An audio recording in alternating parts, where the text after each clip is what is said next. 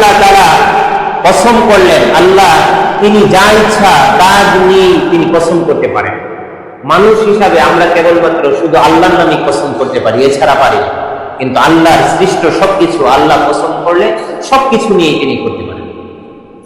আল্লাহ তাআলা কসম করলেন ওয়াদ-দুহা ওয়াল-লাইলি ইযা সাজা, কুরবানের কসম, যখন আলোটা প্রতিভাত হয়, চাঁদের যখন সময় হয়ে যায়, আলোটা মৃদুমন্দ একটা আবার ছড়িয়েছে, মানুষের ফজরের নামাজটা শেষ করেছে, মৃদুমন্দ একটা আবহাওয়া, মানুষ বুঝতে সক্ষম হয়েছে, ভোরের আলো ফুটে উঠেছে, মানুষ যেরকম ভাবে খুশি হয়ে যায় ভোরটা পেয়ে, আল্লাহ রাব্বুল আলামিন এমন একটা সময়ে তিনি কসম করলেন, বললেন ওয়াদ-দুহা, কুরবানের কসম, চাঁদের সময়ের কসম।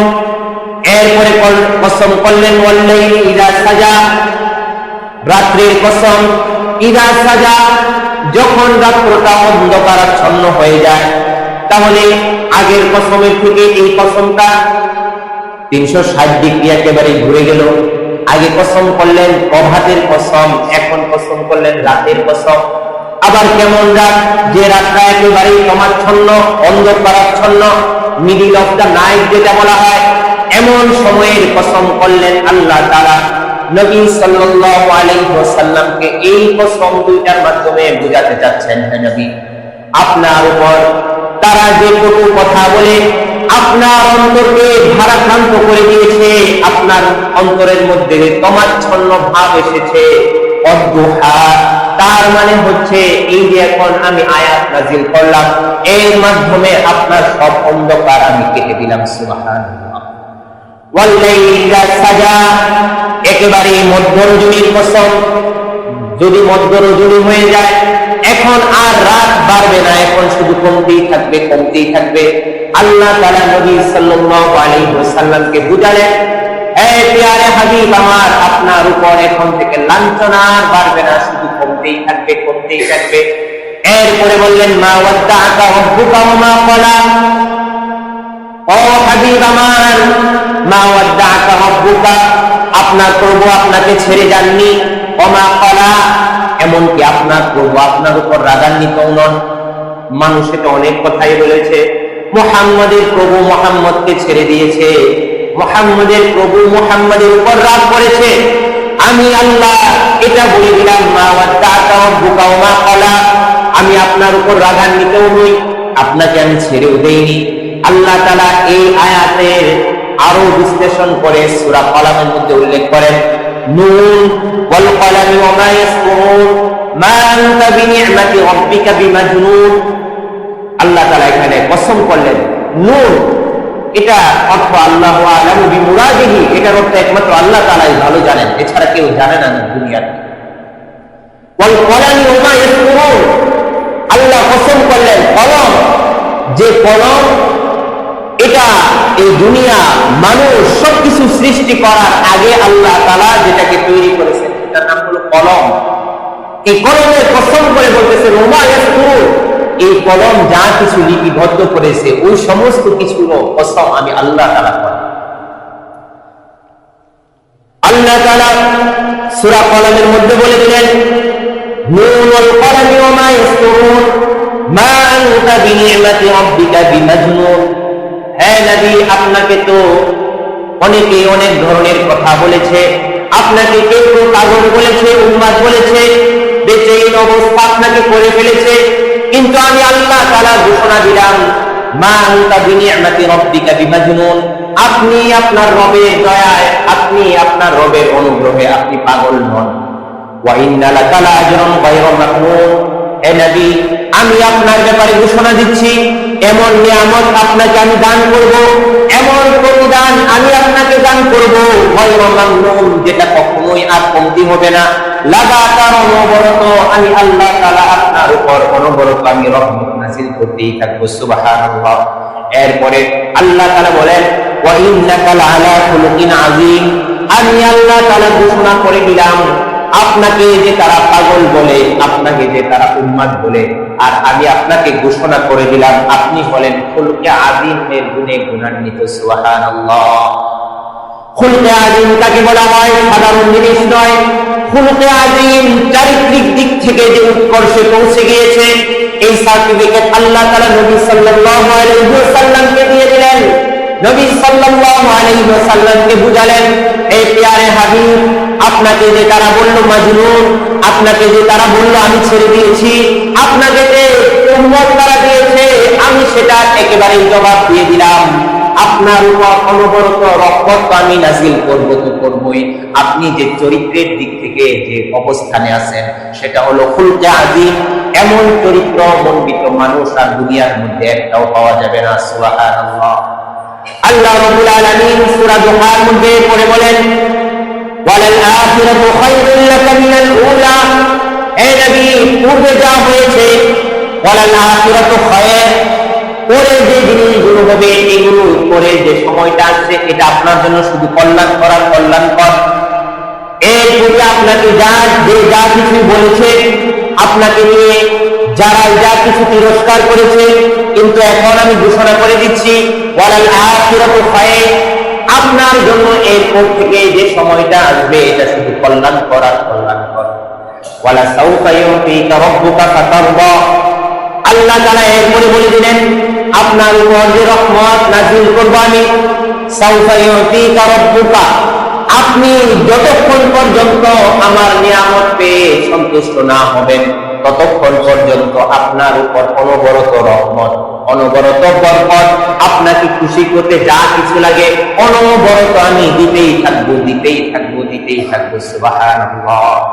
আল্লাহ তাআলা বললেন, ওয়ালা সাউফা ইউতিকা রাব্বুকা ফাতারদা, হে নবী আপনাকে আমি খুশি করতেই থাকবো। কেমন খুশি করলেন? আল্লাহ নবী সাল্লাল্লাহু আলাইহি ওয়াসাল্লাম বসে আছেন মসজিদের ভিতরে, বসে থাকা অবস্থায় দেখেন কিছু সাহাবী দৌড়ে আসলো, এসে বলতেছে, ইয়া রাসূলুল্লাহ, উমরে ফারুক আসতেছে, নানা তরবারি তার হাতে। আল্লাহ নবী সাল্লাল্লাহু আলাইহি ওয়াসাল্লাম সাহাবা আজমাইনদেরকে বললেন, ও আমার সাহাবারা, উমরকে আসতে দাও। কারণ আল্লাহ নবী সাল্লাল্লাহু আলাইহি ওয়াসাল্লাম বুঝে গিয়েছিলেন, কিছুদিন আগে দোয়া করেছিলেন আল্লাহ নবী সাল্লাল্লাহু আলাইহি ওয়াসাল্লাম, আল্লাহ তাআলার কাছে বলেছিলেন, আল্লাহুম্মা আইজ্জাল ইসলাম বিআহদি হাযা রাজুলাইনি ইনদাক, ও আল্লাহ তোমার কাছে আমি ফরিয়াদ জানাই, দুইটা মানুষের কথা আমি বলতেছি, এই দুইজনের মধ্য থেকে কোনো একজনকে ইসলাম গ্রহণ করানোর মাধ্যমে তুমি ইসলামকে আরো সমন্বিত করো। সুবহানাল্লাহ। এই দুইটা মানুষ, এক ছিল আবু জাহাল, আরেকজনের নাম ছিল উমর। এই দুইজনের ব্যাপারে নবী সাল্লাল্লাহু আলাইহি ওয়াসাল্লাম স্পেশাল ভাবে চেয়েছিলেন, আল্লাহ যাকে পছন্দ করেন তাকেই তুমি আমার দলে দিয়ে দাও। আল্লাহ নবী সাল্লাল্লাহু আলাইহি ওয়াসাল্লাম বসে আছেন, উমর ফারুক এসেছে, আল্লাহ নবী সাল্লাল্লাহু আলাইহি ওয়াসাল্লামের সামনে এসে নানা তরবারিটা রেখে দিয়ে আল্লাহ নবী সাল্লাল্লাহু আলাইহি ওয়াসাল্লামের হাতে হাত রেখে কালেমা পড়ে মুসলমান হয়ে গিয়েছে। সুবহানাল্লাহ। ওয়ালা সাউফা ইউতিকা রাব্বুকা ফাতারদা, ও নবী আপনাকে আমি দিতেই থাকবো, এমন দেওয়া দেব যেটার মাধ্যমে আপনি খুশি হয়ে যাবেন। আল্লাহ নবী সাল্লাল্লাহু আলাইহি ওয়াসাল্লাম তায়েফ ভ্রমণ করলেন, সেখানে দাওয়াত দিচ্ছেন, মানুষের দাওয়াত কবুল করে নাই, এমন কি তাকে রক্তাক্ত করা হলো। আল্লাহ নবী সাল্লাল্লাহু আলাইহি ওয়াসাল্লাম তায়েফ থেকে বের করে চলে আসছেন, পথিমধ্যে একটি বাগানের মধ্যে তিনি অবস্থান করলেন। রাত্রি হয়ে গিয়েছে, আল্লাহ নবী সাল্লাল্লাহু আলাইহি ওয়াসাল্লাম নামাজে দাঁড়িয়েছেন। নামাজে দাঁড়ানোর পরে একদল জিন এসে আল্লাহ নবী সাল্লাল্লাহু আলাইহি ওয়াসাল্লামের কোরআনের তেলাওয়াত শুনেছে।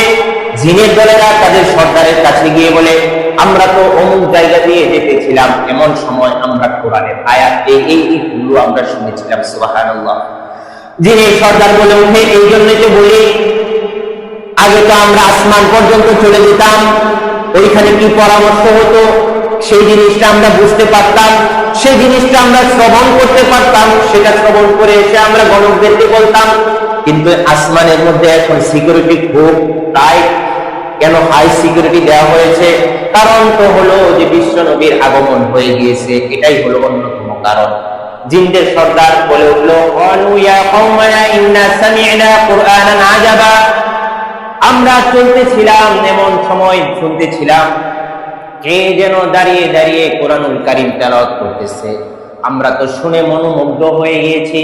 ইয়াহদি ইলা রুশদি ফাআমান্না বিহি, এই তেলাওয়াত শোনার পরে আমরা সাক্ষ্য দিলাম, আমরা ফামান্না বি, এই কোরআনের উপর আমরা, এই নবী সাল্লাল্লাহু আলাইহি ওয়াসাল্লামের উপর আমরা ঈমান এনে ফেলেছি। সুবহানাল্লাহ। জিবরাইল আমিন এসেছে বিশ্বনবী মুহাম্মদুর রাসূলুল্লাহ সাল্লাল্লাহু আলাইহি ওয়াসাল্লামের কাছে এসে বলতেছে, ইয়া রাসূলুল্লাহ, তায়েফবাসী আপনার দাওয়াত কবুল করেন নাই, তায়েফবাসী আপনাকে রক্তাক্ত করেছে, কিন্তু একটা খুশির খবর হলো জিন জাতির মধ্য থেকে যারাই শুনেছে সবাই কালেমা পড়ে মুসলমান হয়ে গিয়েছে। সুবহানাল্লাহ। তাহলে আল্লাহ তাআলা বলেছেন, ওয়ালা সাউফা ইউতিকা রাব্বুকা ফাতারদা, ও নবী, আপনাকে আমি খুশি করতেই থাকবো, করতেই থাকবো, দিতেই থাকবো, দিতেই থাকবো। আল্লাহর নবী সাল্লাল্লাহু আলাইহি ওয়াসাল্লামের উপর ছায়া ছিল তার চাচা আবু তালেব। আল্লাহর নবী সাল্লাল্লাহু আলাইহি ওয়াসাল্লামকে সান্ত্বনা দিতেন। ঘরের মধ্যে যাওয়ার পরে তার স্ত্রী খাদিজা, আম্মা জান খাদিজা রাদিয়াল্লাহু তাআলা আনহাও মারা গেলেন। কিছুদিন পরে তার চাচাও মারা গেলেন, একই বছরে মারা গেলেন, যেটাকে ইতিহাসে বলা হয় আমুল হুজুন, চিন্তার বছর।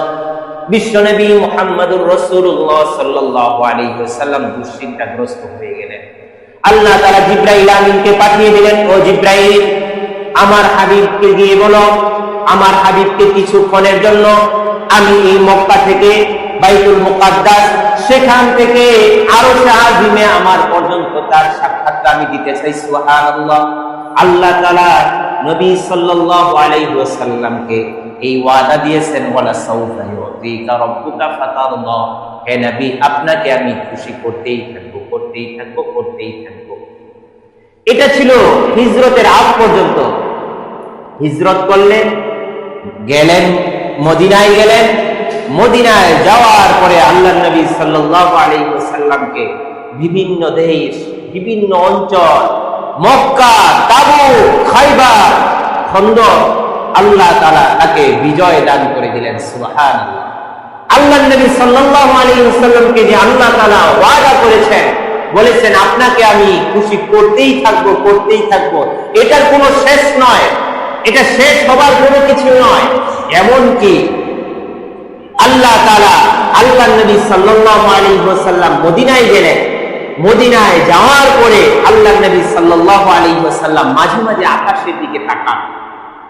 তাকানোর পরে আল্লাহ তাআলা আয়াত নাযিল করলেন, নবী, আমার হাবিব, আপনি যে বারবার আকাশের দিকে তাকান, এই তাকানোটা কিন্তু আমি বুঝি। আল্লাহর নবী সাল্লাল্লাহু আলাইহি ওয়াসাল্লাম নবুয়ত পাওয়ার পরে 16 বছর পর্যন্ত কিবলা ছিল বাইতুল মুকাদ্দাস। যখন তিনি মক্কায় ছিলেন, আল্লাহর নবী সাল্লাল্লাহু আলাইহি ওয়াসাল্লাম কাবা বাইতুল্লাহকে সামনে রেখে বাইতুল মুকাদ্দাসের দিকে ফিরতেন। কাবা বাইতুল্লাহ চতুর্দিকেই তো কিবলা, এমন দিকে গিয়ে দাঁড়াতেন যেদিকে, যেভাবে দাঁড়ালে এই কাবা বাইতুল্লাহ সামনে হয়, বাইতুল মুকাদ্দাসের সামনে হয়। সুবহানাল্লাহ। তো এখন 13 বছর এখানে থাকার পরে চলে গেলেন মদিনা। এখন মদিনা এভাবে দাঁড়ানো যায় না, সম্ভব না। কাবা বাইতুল্লাহ, বাইতুল মুকাদ্দাস একদিকে নয়, ভিন্ন দিকে হওয়ার কারণে আল্লাহর নবী সাল্লাল্লাহু আলাইহি ওয়াসাল্লাম নামাজ পড়েন আর মনের মধ্যে যে চাওয়া, আমার আদি পিতা ইব্রাহিমের যে বানানো কিবলা, সেটা কাবা বাইতুল্লাহ যদি আল্লাহ তাআলা আমার কিবলা হিসেবে এটাকে দিয়ে দিতেন তাহলে খুবই ভালো হতো। এটা হলো মনের চাওয়া। আর আসমানের দিকে একটু একটু তাকান। আল্লাহ তাআলা এই তাকানোটা আল্লাহর কাছে খুবই পছন্দ হয়েছে। আল্লাহ তাআলা কুরআনুল কারীমের সূরা বাকারার মধ্যে উল্লেখ করে দিয়েছেন, ক্বাদ নারা তাকাল্লুবা ওয়াজহিকা ফিস সামা, ও নবী, আপনি যে আসমানের দিকে তাকান, এই তাকানোটাকে আমি বুঝি না আপনি কি চান। হাবিব, আপনাকে তো আমি খুশি করব, আমি বলেছি। ঘোষণা করে দিলেন, ফাওয়াল্লি ওয়াজহাকা শাতরাল মসজিদিল হারাম। বলেন সুবহানাল্লাহ।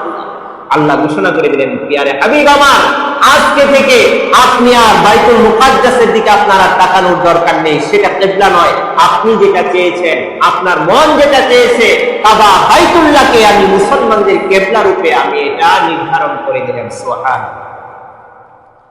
আল্লাহ তাআলা আল্লাহর নবী সাল্লাল্লাহু আলাইহি ওয়াসাল্লামকে ঘোষণা করে দিয়েছিলেন, ওয়ালা সাউফা ইউতিকা রাব্বুকা ফাতারদা, ও নবী, আপনাকে আমি খুশি করতেই থাকবো, করতেই থাকবো।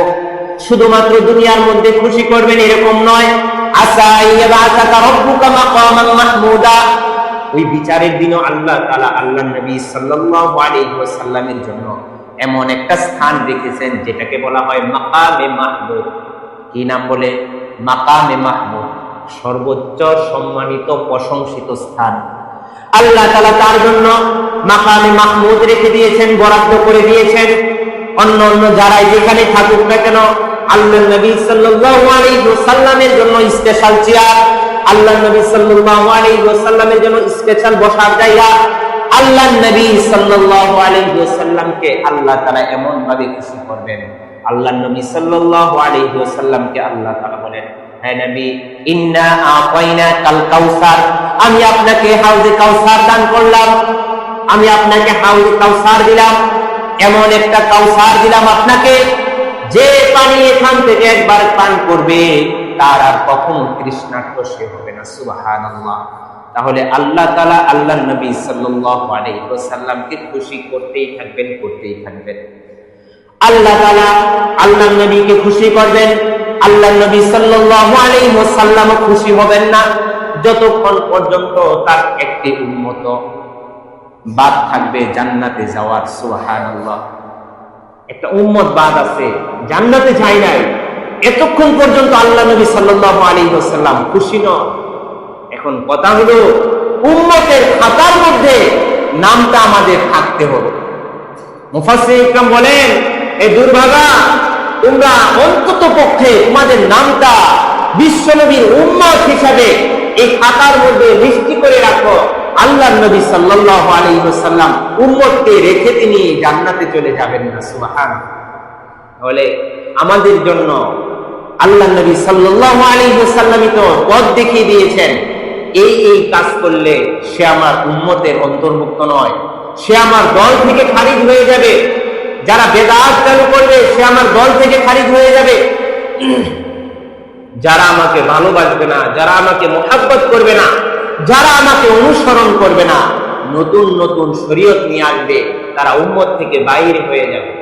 তাহলে আমার আপনার নামটা যদি বিশ্বনবী মুহাম্মদ সাল্লাল্লাহু আলাইহি ওয়াসাল্লামের উম্মত হিসাবে লিখে রাখতে চাই, তবে নবী সাল্লাল্লাহু আলাইহি ওয়াসাল্লাম যে নির্দেশগুলো দিয়েছেন, বেদাতের কাছে যাওয়া যাবে না, কোরআনের বাহিরে কাজ করা যাবে না।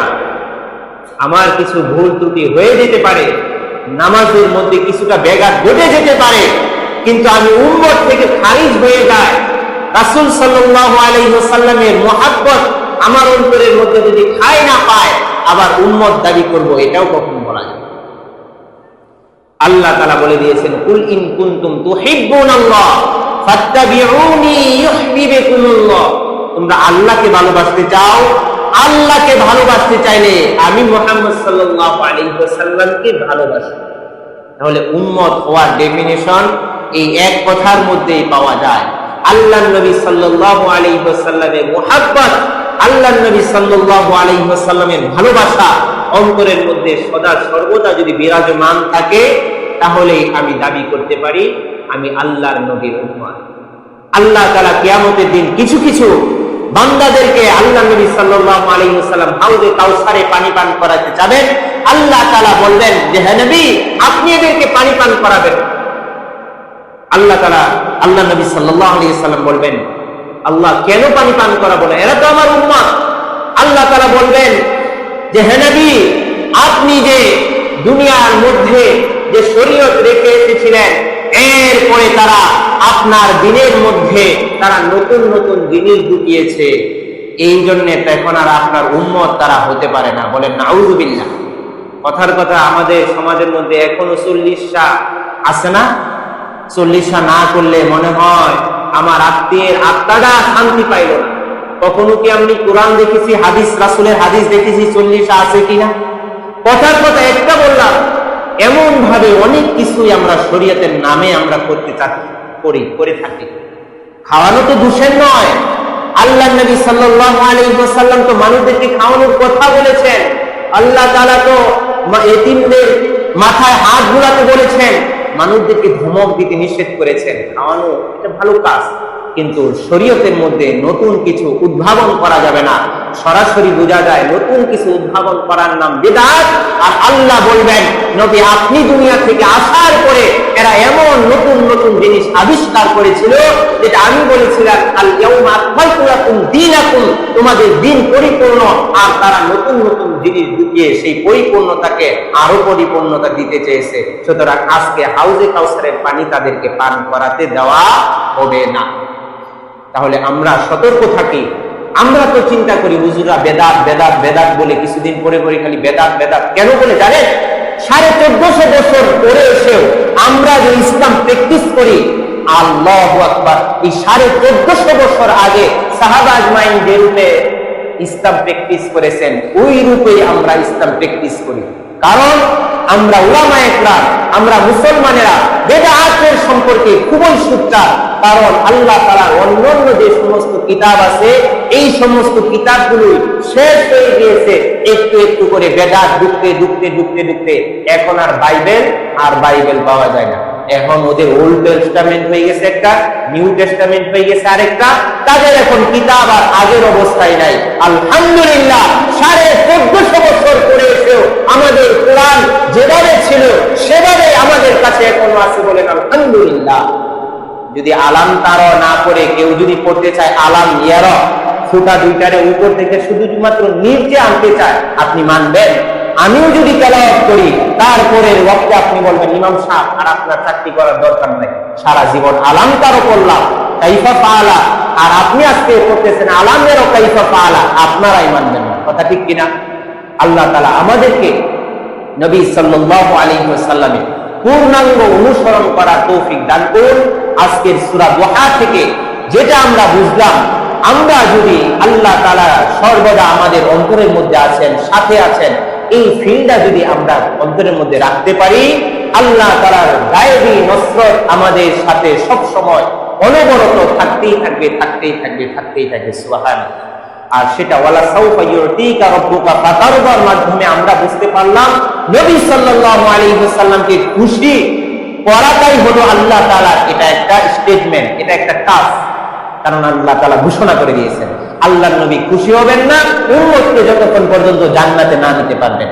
উম্মত ততক্ষণ পর্যন্ত উম্মত জান্নাতে যাওয়ার অধিকারী থাকবে, অধিকার লাভ করে, যতক্ষণ পর্যন্ত উম্মত হিসাবে যে ক্যাটাগরি, যেভাবে কাজ করলে উম্মতের খাতায় নাম থাকে, যে জিনিসগুলো আল্লাহর নবী বলে দিয়েছেন এই কাজগুলো যদি উম্মত করে যায় তাহলে উম্মতের খাতায় তার নাম থাকবে। আল্লাহ তাআলা আমাদের নামগুলো সাচ্চা ঈমানদার, আল্লাহর নবী সাল্লাল্লাহু আলাইহি ওয়াসাল্লামের আশিক, আল্লাহর নবী সাল্লাল্লাহু আলাইহি ওয়াসাল্লামের উম্মতের খাতায় আল্লাহ তাআলা লিপিবদ্ধ করে নিক, বলুন আমিন। ওয়া আখিরু দাওয়ানা আলহামদুলিল্লাহি রাব্বিল আলামিন।